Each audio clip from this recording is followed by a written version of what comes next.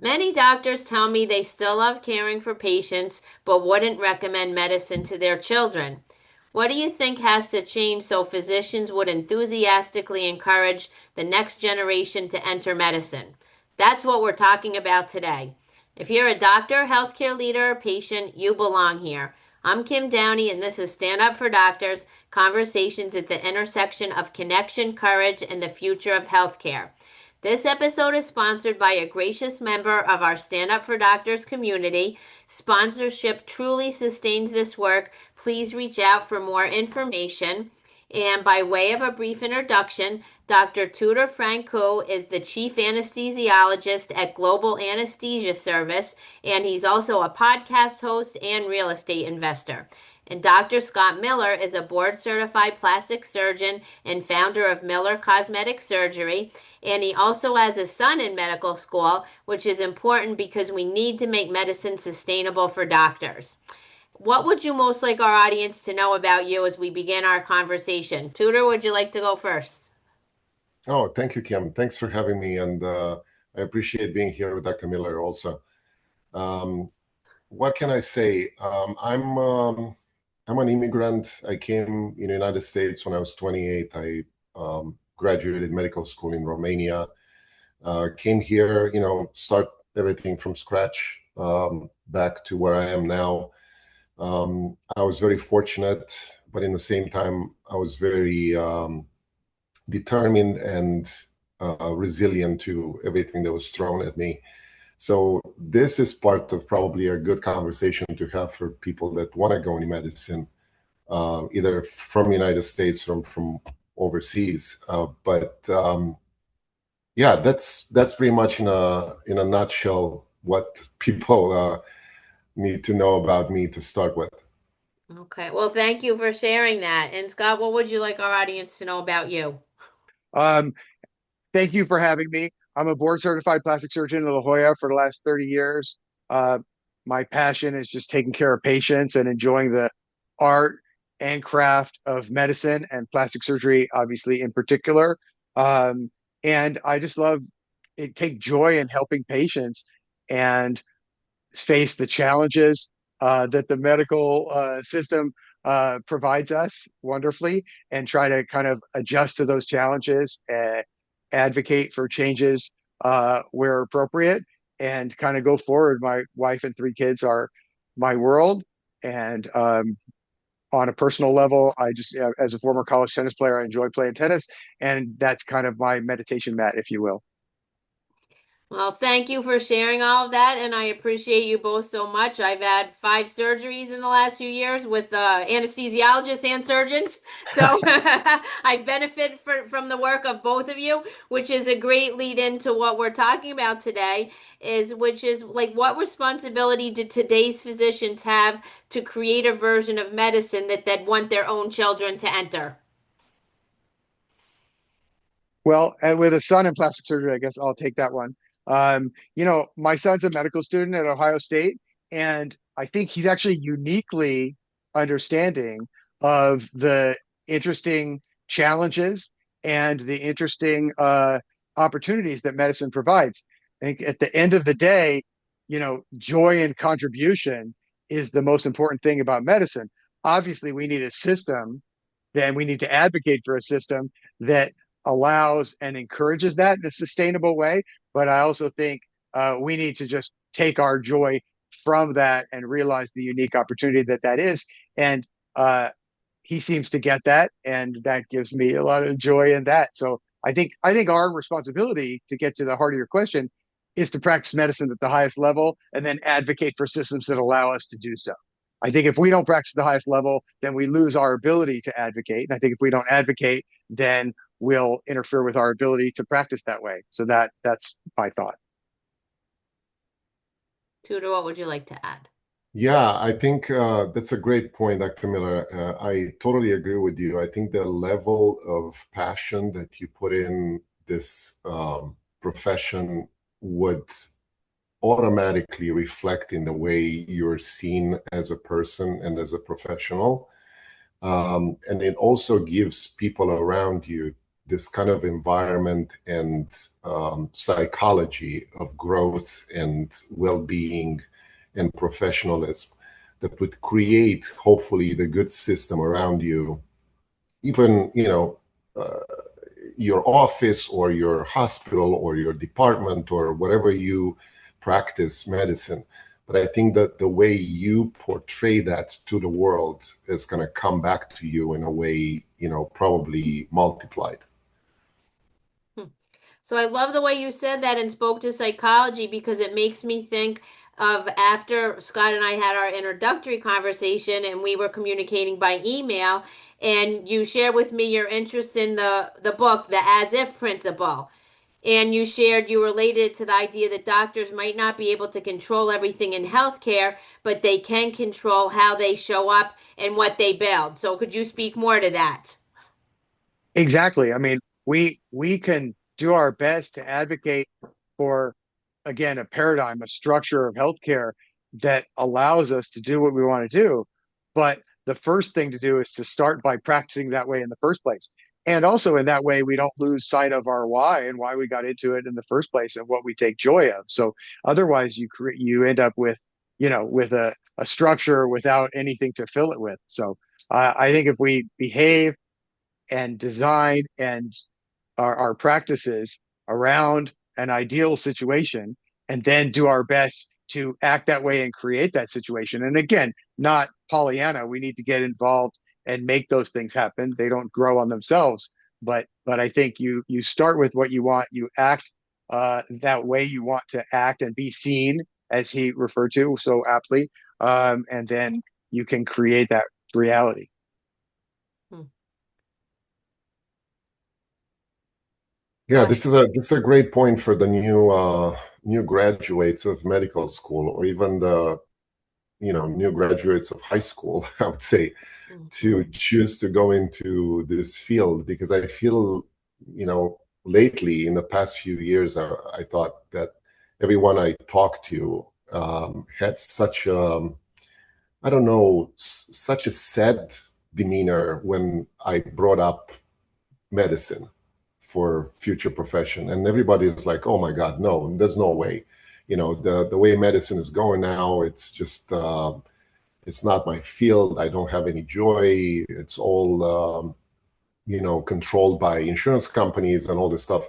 And I mean, that's true, but in the same time, I feel like all of us have to contribute of pushing this new generation to change something, because that's what I remember when I was in high school and getting into medical school. I had some teachers in my school that had the same attitude, and they said, listen, things are never going to be perfect, and things are always going to be hard to solve in medicine, but we can let go. We can just like get out of the way.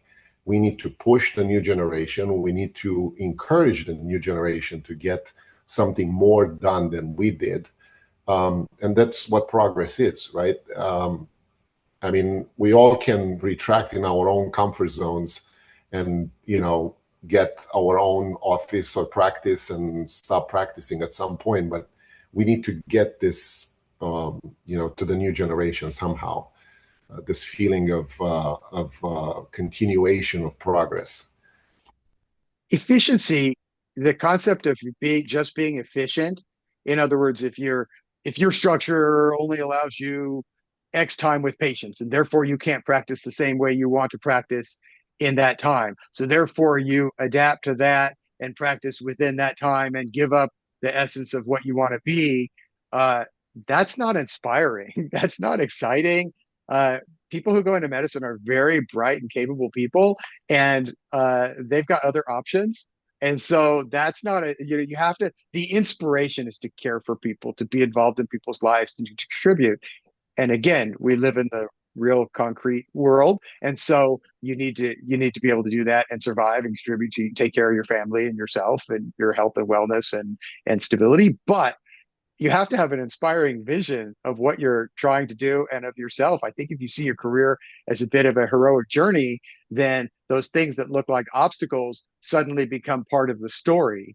because you see it as a heroic journey, and you see the finish line, or or at least the joy of the journey, rather than seeing each one of those things as a heartbreaking obstacle that finishes your whole path. So I'd like you each to share a little bit of how you've actually managed to do this for yourselves. Because until recently, when I had cancer 3 times and all this stuff happened, I didn't really consider myself a patient. Right? I was an average person walking around, not really involved in these spaces. I did know in our local healthcare system, a lot of the different practices that used to be independent over time got absorbed into the big healthcare system. And the idea, even though I haven't discussed it with my own specific physicians, was that when they used to be able to maintain their own practices, that the overhead and all that they had to deal with the insurance companies, that they had to hire like whole staffs, where maybe at first they could do it with like one secretary or something, and then they had an administrative assistant, and then they needed an office manager. And it got to the point where I believe that financially it wasn't sustainable. So it appeared to be lucrative to join in or just to make it sustainable. But then they feel like, right, they lost the autonomy, they lost the control. And speaking to, what Scott, what you were saying, how they feel. So if you could each speak to, like, how have you actually done this for yourselves? I mean, your story is inspiring, and that's a perfect example of how you know, uh, you know, turn things, take lemons and make lemonade, so to speak. So, I mean, interesting. You made me think of. I just got back from a meeting in Japan, and uh, my son was lamenting that we don't have more restaurants like the ones you find in Japan on the street, and I was letting him know that like you couldn't have those because they wouldn't pass regulations here, and that to run a restaurant here, you need twice the space. It would cost you twice the money, and yet you see these sushi chefs doing such an immaculate job. I mean, I just sat there at the counter and watched their pride and performance as they work in this little rectangle of a space on a street with 20 other places just like theirs. And I think that's how we as physicians kind of need to be. And then you turn around and you put it into our system and you say, okay, there's all these regulations, but does that mean there's no good restaurants here? Does that mean there's no good sushi restaurants, so to speak, just to stick with the metaphor? I think that there are a lot of ways to skin a cat, and you have to adapt and adjust to the environment. I recently had a colleague who's a bariatric surgeon, and he was just telling me that things he's doing, you know, he starts with this picture of his life the way he wants it, and his practice wasn't providing that. And instead of throwing his hands up in the air, he's making little fine tuning adjustments to his practice to be able to kind of write that path. And you know, as my co-presenter said, he's like, you look at every other field, talk to your colleagues, talk to your friends who are lawyers, talk to your friends who are in construction and real estate. You'll find the happy ones and the sad ones. It exists in every field. And the question is, how do you make yourself one of those people who make the circumstances work as best they can for you and your life? Hmm. Yeah, I think there has to be a distinction here, Kim, in terms of the financial success of a small practice versus the joy and the professional satisfaction you have in a small practice. Unfortunately, I know a few cases where, like you said, the small practices, the small offices went away because they couldn't resist financially to this kind of reimbursement from insurance companies, and they just gave up and throw their hands in the air and said, okay, I'm going to sell everything. I'm just going to be hired by one of those big health corporations and don't worry about anything financial or business wise. But the joy was still there. Their joy to practice was still there. So I need to make this distinction between having financial stress in your practice and still have joy of practicing and seeing patients every day. And I'm sure you find a way to do that continuously, after, let's say, you gave up your business in medicine, and still be able to inspire someone that comes behind you. And I'm sure Dr. Miller will probably remember too, every single physician that I know had one teacher or one professor or one mentor in their medical school that still is in their mind right now by the way he behaved, he, practiced medicine, the ethics, the professionalism that he had. And that's what we need. We need to inspire, like you said, people behind us. The financial aspect of medicine is something that we never learned, and it's one of the things that we probably have to change at some point in healthcare to prepare people to have their own offices. We don't know how to do that. We don't learn this. We get out of the medical school and have no idea what the balance sheet means, or a P&L or some stuff like that. And it's normal that insurance companies will take over that and say, okay, well, we'll give you what we think you deserve. And you're never going to make it. But, that's where we need to educate people more in the business of medicine, I would say. Mm-hmm. Do you find those doctors then that switch? How do you, in follow up with them, what proportion are then happy with where they've shifted, or do they find themselves just they traded one uh, pain for another? Yeah, it's interesting you said that because the cases that I know were a primary care physician who gave up his office and start practicing emergency medicine in a big hospital on a contractor basis, and just doing shifts there, and that's it. He doesn't have to worry about anything else, and he still loves seeing patients and practicing. But in the same time, their business past comes back to him right now, and he wants to do something on his own again. He wants to open up maybe a different type of practice or a different type of office. The other case I know was someone who just said, look, I am not made for this. I am not Right. made to have my own office. I have no idea what the heck I'm doing. I'm probably failing in this and I don't know. So let me just get out, hired by a group in a hospital, and he's part of a system and he's happy. And obviously, I mean, better probably that having your own office in your own specialty, it's a big enterprise, right? You need to hire people, you need to know what you're doing, get the financials at the end of the month, and make sure you make it or you don't. Right. Uh, but there are not too many people like you. They're successful, I mean, that do it successfully. And that's what we need to train people in. And I Right. don't I know think, how to do this because that's a bigger topic to discuss of ways of implementing this in the medical schools so people have this kind of knowledge, at least the basic financial knowledge, to go into an enterprise like that. And maybe the satisfaction will be better, will be higher when you start practicing like that. yeah, well, when I talk to residents, I always ask them to, like, as you alluded to, ask yourself, be honest with yourself about your strengths and weaknesses and feelings and foibles and what you want out of things. The reality though is that in any studies of happiness, autonomy is a huge Yeah, chunk. Now, you don't have autonomy if you're not if you're in the red and the creditors are at your door. That's not autonomy either. I agree. So I think people need to be honest about what their capacity is and capabilities, what their interests, and are they willing to do what it takes to learn that? You're absolutely right.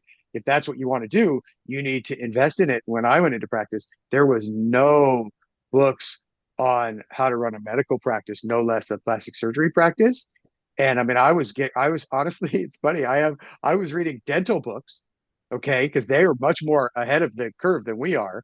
And I was basically writing in the margins. I was basically reapplying things they were saying about dental practices and kind of like, making the book applicable for myself, and that was how I kind of started that journey. I think you have to have a thirst for knowledge and information, but there's so much information and education out there. I mean, you could get the equivalent of a Stanford degree without going to Stanford nowadays, right? It's all online, it's all available. Books are the way we talk with genius mentors. I was fortunate, as you said, to have some great mentors, and they each contributed something different. I had one mentor that was more where I got kind of the art of things and the aesthetic.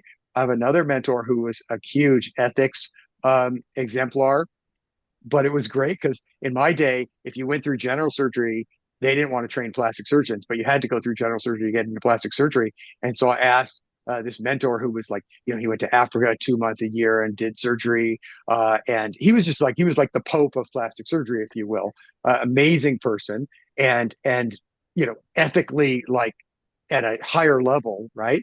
And I asked him, Dr. David Furness, and I asked Dr. Furness, how I was a medical student. I said, "How are you supposed to get into plastic surgery if the general surgeons don't want to train you, and yet you're supposed to, prepare to be able to go into plastic surgery after general surgery?" And he turns to me, and again, this is kind of imagine the Pope turning to you in his white coat, right? And he turns to me and he says, "You keep your mouth shut." So, that to me was like shows me there's a balance between idealism and practicality. And I think running a practice is a lot of that. I will say at this point in my career, I thought I wanted to just practice medicine and plastic surgery, and the business part would be kind of a necessary hassle. And I've come to really enjoy that added challenge, that added aspect, the personalities. I mean, I'm fortunate to have a great staff and have maintained them for a long time. So that certainly makes it a lot easier. But I love that aspect. And that's one of the things that's kept it stimulating and interesting to me, along with advances in our field that allow you to keep growing. So, Yeah, no, definitely. Another point that I want to make is the fact that, you know, if I think about my journey in medicine, and I'm sure you probably had the same kind of path, we didn't have much to learn from in my time. We were, happy if we had a textbook, a printed textbook, and pretty much it. Nowadays, people have a lot of resources, like from internet to AI to all this social media channels and all this stuff. I mean, you can learn a lot if you want to, exactly. and you need to get out of your comfort zone to do that. If you have enough passion and joy of practicing medicine, you can do it because you have all the resources out there to do it. It's just a matter of that what's coming from inside you. So it's all about mindset here.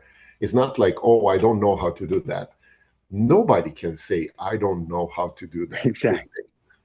And I'm not talking about practicing medicine. I'm talking about learning how to make your office more productive, how to set up an LLC, how to learn what the balance sheet or a P&L is. Like all this type of information is out there free for you if you want to do it.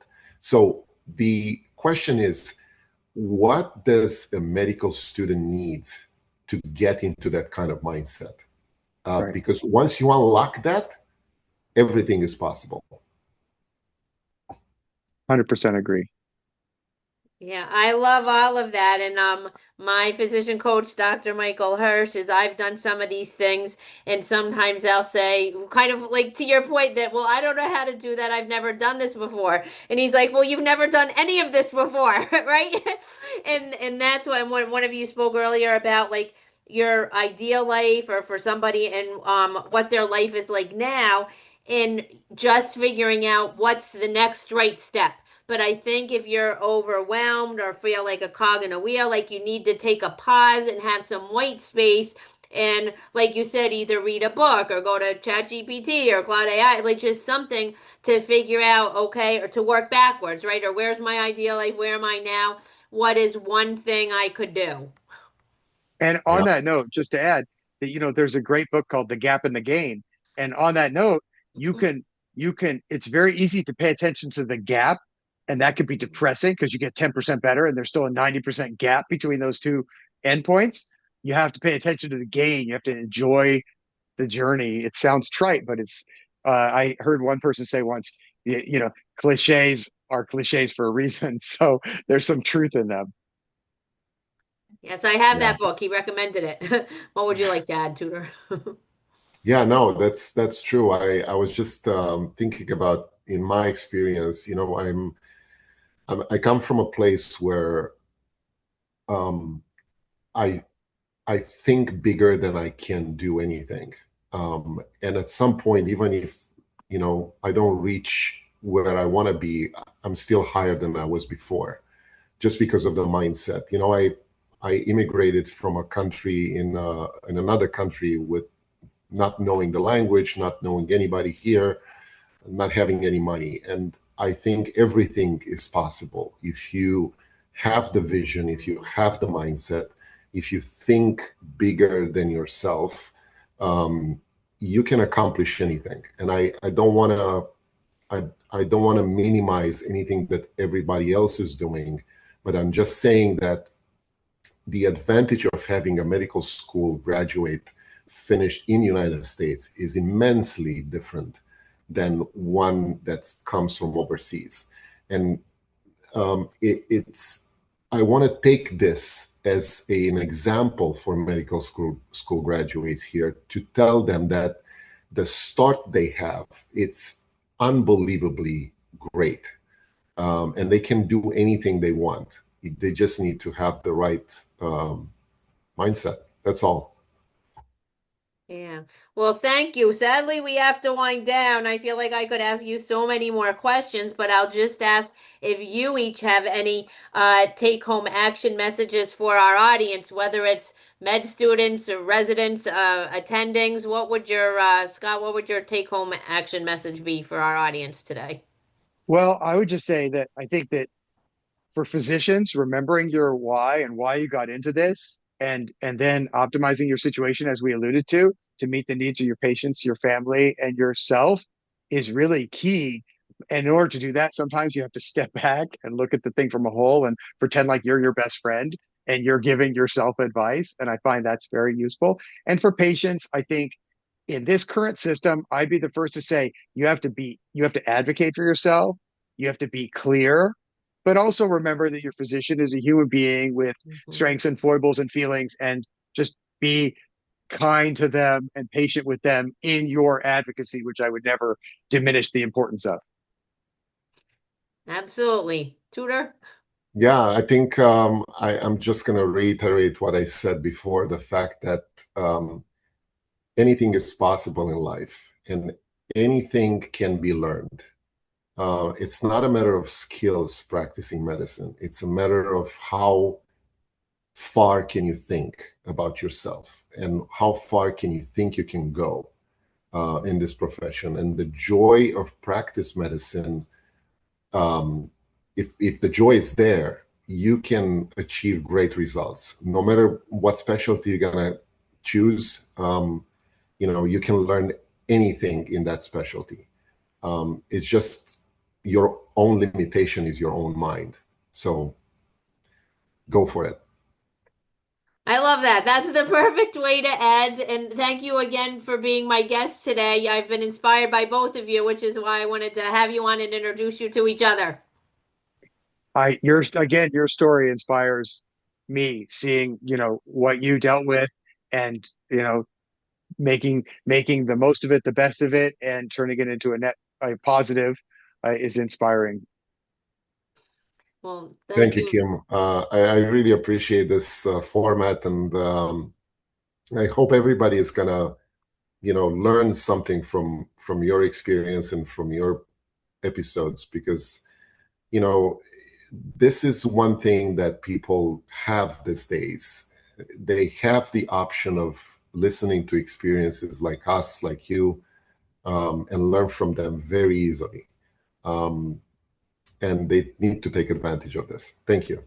And if I could just add, I know we're on time, but Dr. Tudor made the point that that we have being graduating from medical school in the United States, you have incredible opportunities. You're 5 steps ahead, and there's a lot of talk in the world now about privilege, and I would say it's absolutely true.